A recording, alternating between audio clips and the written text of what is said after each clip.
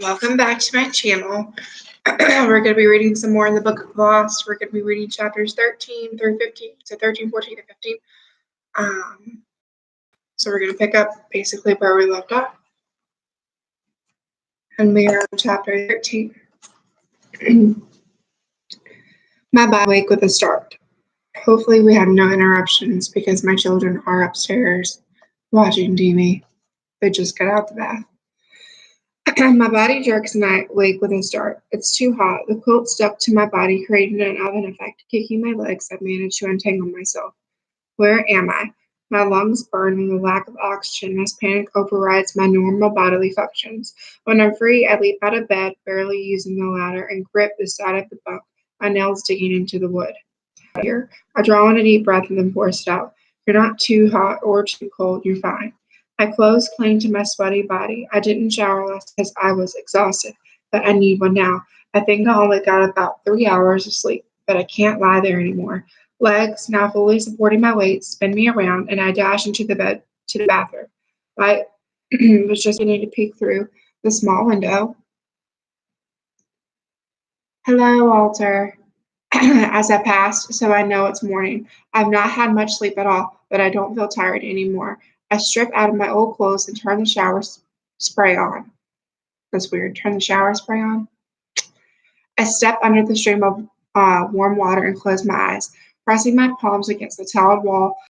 My head down, so even if they can see me in here, they won't see me cry. The hot water washes away my tears. When I shut the shower off, I take 2 deep, calming breaths that make me lightheaded. I grab a towel, wrap it around my body, and step out of the shower. That's enough now. No more crying. Getting upset and feeling sorry for myself isn't going to help the situation in a way, but the same way, if that makes sense. People have had far worse happen to them and survived. Once I'm dry, I grab a clean underwear and slip it on under the towel. It's much harder when you're trying to dress while holding something around you, but the show is over. They're not getting another glimpse of my skin today, if they even are watching right now.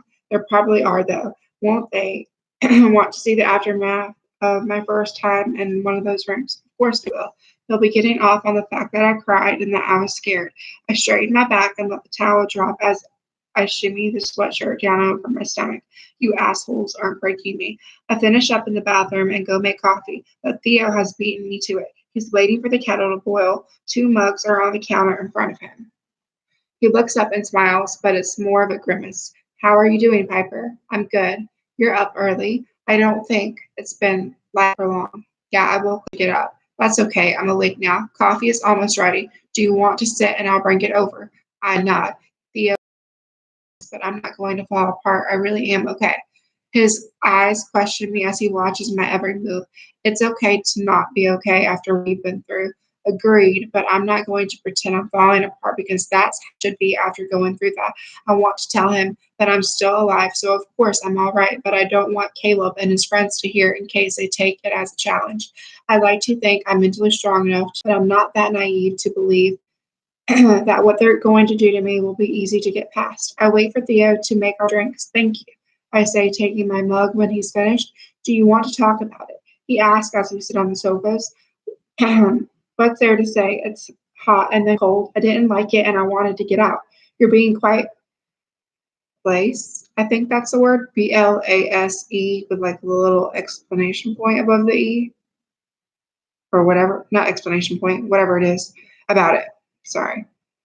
What do you want me to do, Theo? Be honest, at least with yourself, if you can't be with anyone else. I am being honest. Look, it's on the next thing. I'm doing this step by step, day by day. I'll get past one thing and then move on to the next. I remember my first time, he says. I was in room 5. No, water right away? He nods. While all the rooms sound awful, some seem like they'll be worse than others. I would rather be exposed to light, sound, or extreme temperatures than be on the brink of drowning over and over for hours. Caleb was there? No, it was Owen. He came into the room holding a gun and strapped me to a table. While he was making sure the restraints were tight enough so I couldn't escape, he told me he'd won the coin toss. I gasped, and my heart thuds. They flip a coin to see who will do the torturing. They did that time. I don't know if they always do. Sick, sick, sick. They are not. Anyways, I was lying on the table, completely unable to move. When Owen put a blindfold over my eyes, I wish he'd done that first because I wouldn't have had time to see the buckets of water and rags. Pressing my lips together, I crawled into the arm of the sofa. I don't want to hear this. I absolutely do not want to know what's in store for me when they decide it's my turn to go in there, but I have to be prepared. If I know what's coming, then I can keep my mind busy. I can prepare myself for what they have planned and when it'll likely end. My God, they keep saying like God's name in vain. Theo, do you know how long you were in there? My goodness, Theo, do you know how long you were in there? Much better. There aren't any clocks, no way of telling how long it's going on for, no way of knowing when it'll end. I started by counting how many times he put the bag over my face and poured water onto it. When I got to seven, I stopped. It was too much. I had to focus on getting through it by putting myself somewhere else. Theo, I'm so sorry. That's exceptionally terrible. I can't imagine. He dips his head. For weeks after, I would wake up in a cold sweat, panicking that I was back there when the nightmare sent me there again. I'm definitely not reacting to anything they put me through. Somehow I have trained my mind to hold on to nice things, to think of the things I love before I go to sleep. I look away, dread sinking in my stomach. How often do they send you in there? Not for a while, but I've been in there 5 times. Is it the worst one? His chin drops in a slight nod, jaw tight as he relieves each ordeal by a long shot, excluding room zero, of course, taking a life. Yeah, nothing quite compares to that. It changes your very being. The guilt and the pain of knowing what you've done is persistent. How do you live with it? Well, for one, I don't have a choice. I suppose I also deserve it. Shake my head, my heart aching. You don't. We're all trying to survive. I hope you never have to go in there. Me too. Did you hear music last night? I was pretty out of it, but I'm sure it wasn't a dream. I can still hear it now if I think about it. It kind of started low and slow, then got faster until it stopped abruptly. I didn't recognize it, but I could pick out a melody. Creepy. That's what it is. Right. No point in dwelling on that. What's the plans for the day? I can pretend. Right. If you're tucked up in bed with your eyes closed, you could be at home. The second you come out here, you're here. I can't blame them if that's what they do. I never really found pretending very useful. I still know the truth. Something like that, he replies. I can't speak for everyone, but not all of us pretend we're home when we close our eyes. Where do you go? I can't think of anywhere else in the world I would rather be than home right now. He clears his throat. I'm supposed to be in Forest Oaks. That's pretty far away. What's there? I don't know exactly, but I guess it's about 300 miles north of us. My dad was from Forest Oaks, and he moved. Theo drops his gaze to the floor and shrugs. He didn't actually tell us where he was going, but I assumed so. I'm sorry, Theo. Are you going to try and find him? Nah, it's a big place, and he was from south of Forest Oaks, so I'll avoid that part like the plague. But it's the only other place I know. Do you live with your mom? Yeah, when she's sober enough to remember she has 2 kids. I don't really know what to say about that. Home life seems harder than any person should be. You have a sibling, older brother. He left last year. Where did he go? East Coast. He checks in occasionally, but he has a pretty good thing going on with some chick he met and a job as a delivery driver. I want that. Not to be a delivery driver. I haven't had a chance to get my license yet, but I mean a chance, a future. He scratches his jaw and leans forward, resting one arm on his knee. I've applied to every mechanic I could find in North Forest Oaks asking if they're hiring. No one is looking for Theo because they think he left. I give him a smile. I'm sure you'll get a job somewhere, Theo. When we get out of here, you'll have the life you want. What life do you want? He asks. My life isn't bad now, although it's a little boring. But I don't want to tell Theo that I have 2 super loving parents who work really hard to give me the best life they can, not after he shared his abandonment by his dad and neglect by his mom. I want to be in the city, and I know that doesn't sound probable, but I want to be a detective finding murderers. I've already found 3. Theo's half smile grows. If that's what you want to do, Piper, you should go for it. There's no reason why you can't. Thanks, Theo. Theo to the waiting room, a voice I don't recognize booms through the speaker above us. He looks at me, his dark brown eyes dulling with defeat. It'll be okay, I tell him. Yeah, he replies. It has to be. Chapter 14. I stay in the same spot on the sofa for a solid 20 minutes, frozen in place, heart aching because I'm powerless to do anything to help. Now. I'm sitting here while he's going through something awful, and there is nothing I can do about it. And why is no one else up? Reaching out, I numbly grab my coffee mug, and take a sip of the now lukewarm liquid. What if Theo is in room 2, either boiling or freezing? My cracked lips and thudding head can attest to how awful that room is and how the effects of being in it don't end when you leave. I sipped the coffee again, my lips stinging at the slight rise in temperature the rim of the mug brings. No one else made a peep yet, and I don't have the energy to go into the bedroom and see if anyone else is awake. I'm exhausted. I woke up more tired than when I went to bed. My body is heavy, as if my muscles have turned to stone. I want so bad to close my eyes and drift off to sleep, but I don't know when Theo will be back, and I want to be here when he is. He was there for me. My skin prickles as I think about the possibility of Theo in that room. It started hot for me. How could he be bowling now, peeling his clothes off in an attempt to stay cool as possible in that inferno? The bedroom door cracks open and Hazel peers around the corner. Her eyes gloss over as if she's trying not to cry. It's not often that I see Hazel this emotionally weak, but over the last day I've seen her fall apart. I don't like it. She's usually my rock. Piper, she whispers, shuffling out the door with her head low. Theo had to go. Are you okay? I'm sick, Hayes. I'm not mad at you. Her chest expands with a deep breath. You should be. You have every right to be. It was my name that was called, and you took my place. She makes her way across the room in a nanosecond, moving much quicker than she ever has before. I put my mug down. You didn't ask me to do that. She sits beside me, curling her legs under her. I know I didn't, but I could have done more to stop it. When I heard what they did to when I heard what they do to us, and then when my name was called, I freaked out. I wasn't thinking, and I'm so sorry. Stop. It's really okay. I'm really okay. I'm glad it wasn't you in there, and you can see I'm fine. My fingers find the friendship bracelet around my wrist. You're not fine. Do you want to talk about it? Not especially. Her hand covers mine, stopping me from fiddling with my bracelet. Will you talk to me about it anyway? She asked softly. Sighing, I dropped my head. What do you want me to say? It was awful. I don't remember a lot because once my body got too hot or too cold, I passed out. But I can still feel the pain from the heat and then the cold. I don't want to talk to her about how I ache and how my head feels like it's being drilled from the inside out. It'll only feed her guilt. It was my choice to volunteer in her place, and I don't regret my decision. Hazel is the closest thing I have to a sister, and she isn't dealing with being here as well as I seem to be. Who knew I could be so calm and positive when faced with torture and possible death? Don't go there. Her eyes widened. Goodness, Piper, I'm so sorry. We have to get out of here. There has to be a way. I know we do. I just don't know how. There are so many doors. A building like this would have more than one exit. If it was used as a place of work, there would have been emergency exits. I don't remember seeing any from the outside, but then I wasn't looking, and we only saw the front of the building. She shakes her head. How did you get through it? I knew it wouldn't last forever. It helped when I went somewhere else. My body unable to handle the extreme temperatures and half shutting down.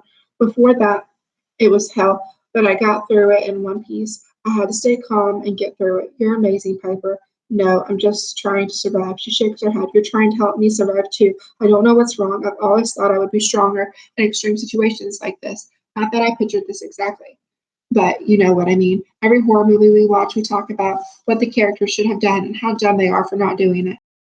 But I'm not, but I'm the one not doing it. You're being too hard on yourself, Hayes. The reality of the man fear, but yeah, she replies, Theo's gone. I've been asked leaning against the bedroom door frame. He was called. You didn't hear I ask? He shakes his head. I was woken by the crackling of the intercom, but it must have been as it shut off. I don't know which room he's in, I say. They don't tell you until you get into the waiting room. I hope he is not long, Hazel says. I'll make breakfast for everyone. You want a hand? Kevin offers. You don't know where everything is yet. Can't say I want to be here long enough to remember where things in the kitchen are kept. I want out. Hazel accepts Kevin's offer, and together they make microwave scrambled eggs and toast. Ew. Pyra is next to wake up. She heads straight for me. How are you feeling today? I shrug. Okay, I guess. How should I feel? I'm more upset about not knowing if anything happened to me when I passed out. I can handle pain, I think, but my body is my own. I remember being confused after my first time in one of those rooms. It gets easier after the part. You kind of get used to it. I found a way to protect myself. How? I separate it. What happens out of this room is out there. And here I'm with friends and I'm safe. It's as if I become someone else when I walk through that door. That sounds like a breakdown waiting to happen, but none of us can worry about the future now when the present isn't a guarantee. Pyra needs a way to justify what she did to Sophie in room zero, whatever gets us through. What do you do to get through being in those rooms? I kept thinking about my family before I passed out. She smiles, her eyes sad with understanding. I think about my siblings. I'm the eldest of four, but we're all close in age. We spoke so many times. Zaina, an accountant. When I'm in those rooms, I imagine they're all there working their dream jobs. I know they can't be, they're too young, but I need to believe they're happy. I'm sure they'll get there, and when you're out, you can join them. A life in here, so there's no hope. She wrings her hands. I wish I could be that confident. I try to be. I don't often let doubt enter my mind, but when I think about my siblings, I'm afraid I'll never get to join them. We'll start to imagine that because we're getting out somehow. People break out of prisons. You want to dig a tunnel, she jokes, smiling shyly. That's the first hint of her true personality. I think she's reinvented herself here too, so she can survive. If you have anything that'll dig through concrete, I'm game. The building must have a concrete foundation. We can't tunnel through concrete. I know I've taken on the role of cook. I've made or helped to make most of the meals since I got here, and believe me, I'm more than happy with that. If you ever need help with a plan or anything, you can ask me. I've been here less time than her, but she's already assumed that I'm one of the leaders like Theo. I'm not, though. There are different rules for different people in here, but no one can be in charge. What feels like hours pass, and I'm beginning to get restless. As I am about to start pacing, the door opens and Theo walks in. I open my mouth to ask how he is, but he brushes past us, head down, eyes tight, legs moving at the speed of light.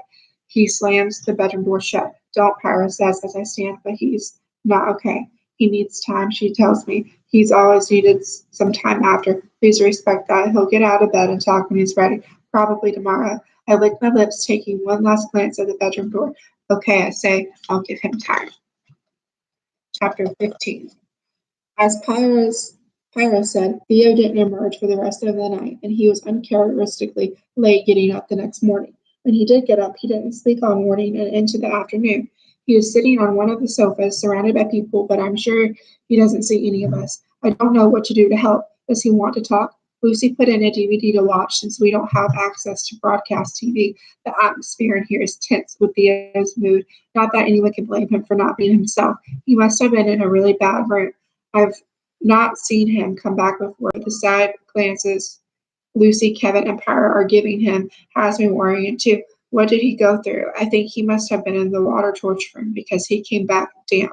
How do you cope with almost suffocating, felt drowning over and over for hours? My heart slams dangerously hard in my chest. I can't go in there. I don't know how to get through something like that. I chew on my lip, turning over 100 conversation openings. None of them seem appropriate. Theo is going through something that I can't possibly understand right now, but I want to help the way he helped me. Theo, I whisper. He hears me, though his head stays still as a statue. His dark eyes look to me. How are you doing? I almost went with, are you okay? But that's too stupid. I'll be okay, Piper. I just need a process. You're here, I say. Everything they threw at you, everything they did, you survived, and you're here. His lips curl into the ghost of a smile. My words are not quite enough to offer comfort. I appreciate that, he replies. It's only then that I hear the roughness in his voice, as if he's been screaming. He's been here the longest. He's done more rooms than anyone, and it still affects him like this. I swallow. Theo, I whisper again, my eyes stinging from the threat of tears. I reach out and touch his hand. He doesn't flinch, so I leave it there, offering him touch that isn't full of hurt and bad intention. Does anyone want anything in particular to eat? We have microwave lasagna and pies. Pyra asks. I'm making dinner. I shake my head and offer a smile. Pyra has a roll in here, which helps her. I'm sure. She told me that she's different people in here and in the torture rooms. Here she takes almost a mother role. She cooks and makes sure we're all fed. Hazel heads over to help her. Kevin says, whatever you want to do, Pyra. Anything is good with me. Thanks, Lucy says, sitting back into the sofa and kicking her legs up on the coffee table. I'm not really sure what Lucy's role is exactly. She's both encouraging and antagonistic. Theo doesn't move his hand away from mine until Pyra and Hazel finish making dinner. Then he silently gets up and takes his seat around the table. Above us, the lights flicker as if they're about to go out. We all look up. All the bulbs are going out at the same time, Lucy asks. The ceiling is lined with spotlights, 10 in total, so all of them going out at the same time seems unlikely. I don't know. I think it's the bulbs, I say. I think it's them. Theo snorts. They control every aspect of this place, electricity and heating too. I take it. This hasn't happened before, Hazel asks, frowning at the lights. I'm going to get a headache if I keep watching the strobe effect going on right now. Thankfully, it's not bright enough to hurt, but I definitely can't ignore it. Nope, Theo says. He clears his throat and blinks hard. Let's just eat. I know that means he doesn't want us give them the satisfaction of reacting to the light. So I pick up a slice of bread and take a bite. The lights go out completely. Something somewhere clicks. Every light shutting down simultaneously, with only the small window and the sun disappearing for the day. The room was cloaked in darkness. Sighing, I drop my food and hear a loud thud to play. Are you for real? Theo shouts. Shh, Theo, Lucy hisses. Can't blame him. He's already tense from the room he was in yesterday and now this. The mind games are difficult to deal with. Second guessing everything they say and do is tiring. My pulse hums. I lay my hands on the table and look straight ahead in the dark. If they can see us right now, I want them to see me sitting still and waiting patiently. What they won't be able to see is my heart racing and my palms sweating. Something is going on. They're up to something. Light fills the room. I take a breath. Theo's eyes meet mine, and he raises an eyebrow. I shrug, telling him that I don't have an idea either. Beyond wanting to mess with us, I don't know why they're doing any of this. What was that? Do you think they're doing something to the building? Pyra asks. Maybe, I reply. I suppose it's better to think they turned off the light for some electrical work that needed to be done than they're just trying to keep us on edge. Looks like it's done now, though. I smell through the light. Whatever they're doing, it hasn't even started unless. What if that was a power failure? Did anyone notice if the microwave turned off? I whisper, my voice barely audible. What difference does that make? Hazel snaps. Really? Could she be that obtuse? He says the doors. I nod. The locks are controlled centrally, electronically. In the event of a power failure, will the doors be unlocked? Do you think so? Kevin whispers. I don't know if they would just stay locked or if they would trip some idea has given him unlocking his unlocking his butt shoulders. I feel like that's missing a word there. Nice one, Piper. Maybe it's a dead end and maybe they turned the lights off. Maybe a generator did. When I think of escape, I can smell the corn growing in fields around town and I feel the warmth of the sun on my skin. It's June now, still summer. My parents will be taking some time off soon, the same as every year. We don't go anywhere because they don't have much spare cash, but we do have a staycation, doing something fun each day, like trips to the beach, a theme park, or a museum.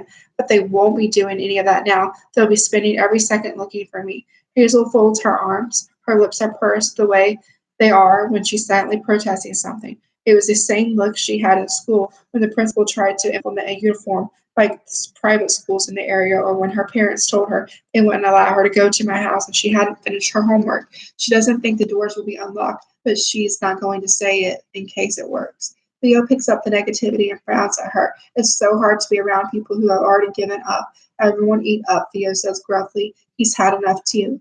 Theo and I are more alike than the others. What's the point in fighting so hard to free people who already think they're dead?